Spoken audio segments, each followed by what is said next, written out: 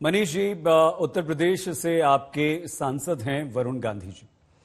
वरुण गांधी जी ने अभी 2 दिन पहले एक लेख लिखा, उसमें हमारे देश में बढ़ती बेरोजगारी, महंगाई और जो जनता कर्ज में लगातार डूब रही है, उसके लिए केंद्र सरकार के नीतिगत फैसलों को, निर्णयों को उन्होंने जिम्मेदार बताया। ये एक आदर्श राजनीति आप कह सकते हैं मनीष जी इसे, कि आपके सांसद हैं, बीजेपी के सांसद हैं, आपके नेता हैं, फिर भी जो वो देखते हैं, सोचते हैं, और अगर महंगाई बढ़ रही है, अगर बेरोजगारी बढ़ रही है, तो वो अपनी सरकार को कटघरे में खड़ा करते हैं। खुद वरुण गांधी उत्तर प्रदेश से हैं और वो इस तरह की बात करते हैं। आपको लगता है कि अब ऐसे मुद्दों को आपको भी वो आंकड़े सामने रखने चाहिए मनीष जी? और इस बार के उत्तर प्रदेश के चुनावों में आपको ऐसा क्या लगता है कि बीजेपी को एक ऐसा कार्य गरीबों के लिए, उत्तर प्रदेश की जनता के लिए, गरीब लोगों के लिए करना चाहिए जो अभी तक योगी आदित्यनाथ नहीं कर पाए? देखिए सही जी, क्योंकि जब बहस आपने तय की, बहस तो आज तक ने तय की मनीष शुक्ला ने, भारतीय जनता पार्टी ने तय नहीं की जी। और जो बहस तय की उस पर डिबेट हो रही है। जिन इश्यूज को आप अभी रेस कर रहे हैं, इस पे भी अभी 5 बजे के बाद जो 6 बजेगा उस पर डिबेट कर लीजिए, उस पर भी जवाब हम जरूर देंगे। पूर्व में हम या हमारे जो दूसरे प्रवक्ता बैठते हैं, जिस इशू पे आप डिबेट करते हैं उस पर हम कहते जरूर है, अपनी बात को रखते हैं। देखिए सही जी, 2-3 इश्यूज रेज हुए जरूर, और हमारे अगर वरुण जी की बातों पे आप डिबेट करना चाहते हैं, हमारे तमाम सांसद, तमाम मंत्री और भी बातें कर रहे हैं, जो योजनाएं हैं उनको बता भी रहे हैं। हमारे राष्ट्रीय अध्यक्ष जी बता रहे हैं, अमित शाह जी आज बुंदेलखंड में उन्होंने बताया है, उस पर भी डिबेट हो सकती है।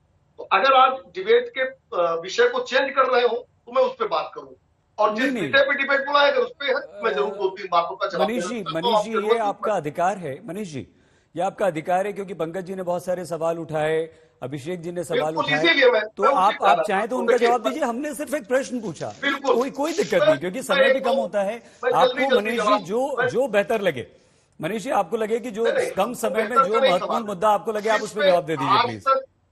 आज तक जिस पे भी डिबेट आमंत्रित करेगा मैं उसी पे जवाब दूंगा। वो मेरा हम आप पर छोड़ रहे हैं, आपके विवेक पे छोड़ रहे हैं सर। ये मानना है मनीष जी, आपके विवेक पे छोड़ रहे हैं, जो आपको सबसे महत्वपूर्ण लगे आप उसका जवाब दे दीजिए प्लीज। सही जी, मैं 2-3 बातों का जरूर जवाब दूंगा। पंकज जी ने 1-2 बातें कही जी।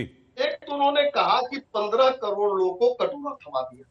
देखिए, जब बाढ़ आती है, सूखा आती है या महामारी होती है, तो बड़े से बड़े आदमी को कभी कभी आवश्यकता पड़ जाती है। जब गरीबों का दर्द कांग्रेस नहीं समझ सकती, पंकज जी भी नहीं समझ पाए, हम उन गरीबों के लिए या उन जो पीड़ित लोग हैं उनके लिए योजना चला रहे हैं, कांग्रेस को नहीं समझ में आ रहा है। तो मैं एक बात से उनको याद दिलाना चाहूंगा, पंकज जी शायद तब कांग्रेस में नहीं थे, तब मीडिया में थे, उसके पहले ये वामपंथी थे। तो मैं बताता हूं, जब राइट टू फूड लेकर आई कांग्रेस, तो 67% लोगों को उन्होंने कहा राइट टू फूड के अंतर्गत आते हैं, यानी 67% लोग कटोरा ले लिए थे। पंकज जी के अनुसार 67% लोग भारत के कटोरे पे आ गए थे, ये पंकज जी के अनुसार, उनकी भाषा में अगर मैं जवाब।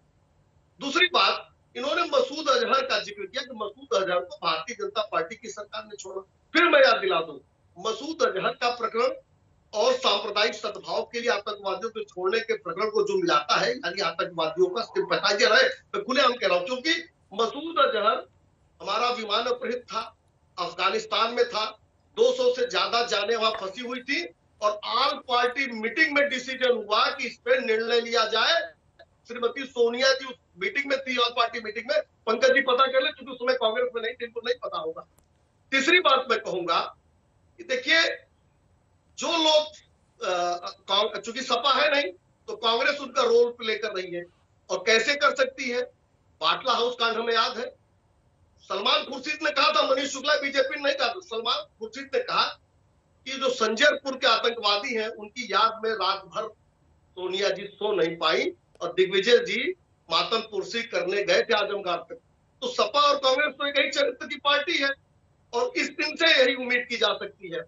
और अभी राजनीतिक विश्लेषक जो खुलेआम आपके चैनल का उपयोग करके भारतीय जनता पार्टी को हराने की अपील कर रहे हैं, कम से कम अपने प्लेटफॉर्म को सही जिनको मत दीजिए। कोई पॉलिटिकल पार्टी का प्रवक्ता कहता मुझे कोई आपत्ति नहीं है, लेकिन राजनीतिक विश्लेषक होकर खुलेआम आपके प्लेटफॉर्म का उपयोग करके, और इनको दुख क्या है कि लोकतंत्र मर जाएगा अगर योगी जी आ गए, क्योंकि आतंकवादियों, अपराधियों, माफियों पे कार्रवाई हो रही है।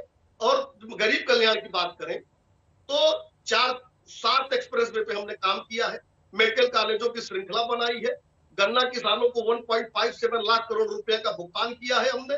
हमारे समय में 116 लाख मीट्रिक टन चीनी का उत्पादन होता है, सपा बसपा के 10 साल में 64 लाख मीट्रिक टन का उत्पादन होता है। हमने 58 लाख मीट्रिक टन गेहूं खरीदा 2021-22 में, सपा खरीदती है 8.9 लाख मीट्रिक टन, यानी 8 गुने का अंतर। तो अगर आप विकास की बात करेंगे, कामों की बात करेंगे तो उस पर भी डिबेट हो सकती है, और हमने कई गुना ज्यादा काम किया है हमारी सरकार में। 3 करोड़ से ज्यादा स्वरोजगार या रोजगार निजी क्षेत्रों में, एमएसएमई के क्षेत्र में हमने दिया है। 5 लाख सरकारी नौकरियां पारदर्शी तरीके से भारतीय जनता पार्टी की योगी आदित्यनाथ की सरकार ने दिया है, और ये कहते हैं कि लोकतंत्र खत्म हो जाएगा।